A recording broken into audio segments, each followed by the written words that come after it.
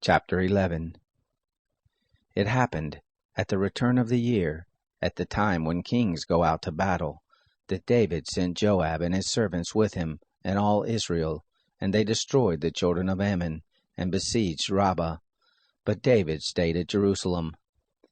It happened at evening, that David arose from off his bed and walked on the roof of the king's house.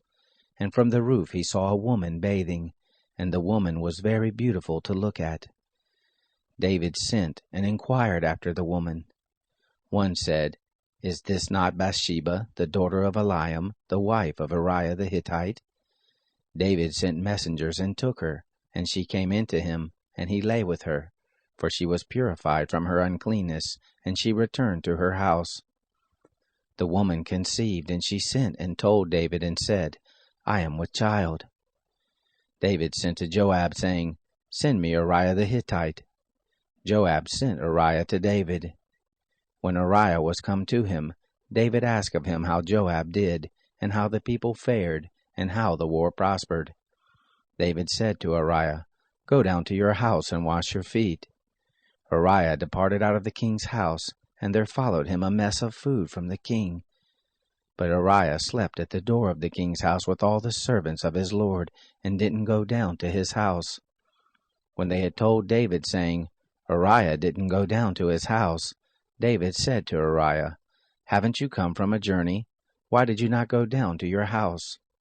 Uriah said to David, "The ark and Israel and Judah abide in Bus, and my lord Joab and the servants of my lord are encamped in the open field. Shall I then go into my house to eat and to drink and to lie with my wife? As you live and as your soul lives, I will not do this thing."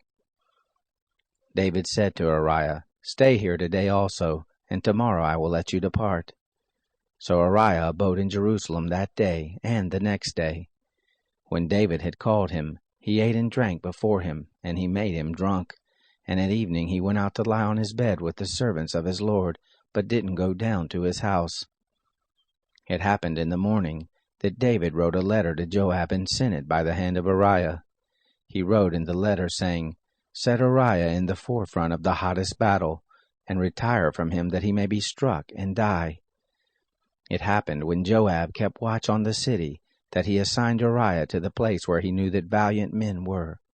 The men of the city went out and fought with Joab, and there fell some of the people, even of the servants of David, and Uriah the Hittite died also.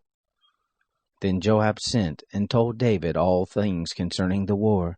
And he charged the messenger, saying, "When you have made an end of telling all the things concerning the war to the king, it shall be that, if the king's wrath arises, and he tells you, 'Why did you go so near the city to fight?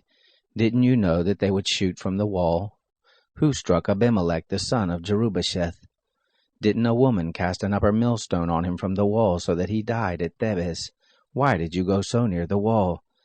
Then you shall say, 'Your servant Uriah the Hittite is dead also.'"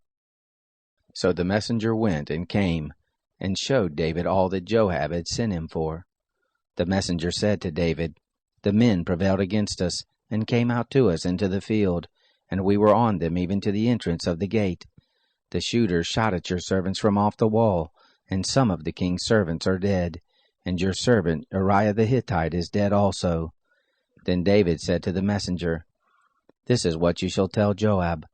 Don't let this thing displease you, for the sword devours one as well as another. Make your battle more strong against the city and overthrow it, and encourage him." When the wife of Uriah heard that Uriah her husband was dead, she made lamentation for her husband.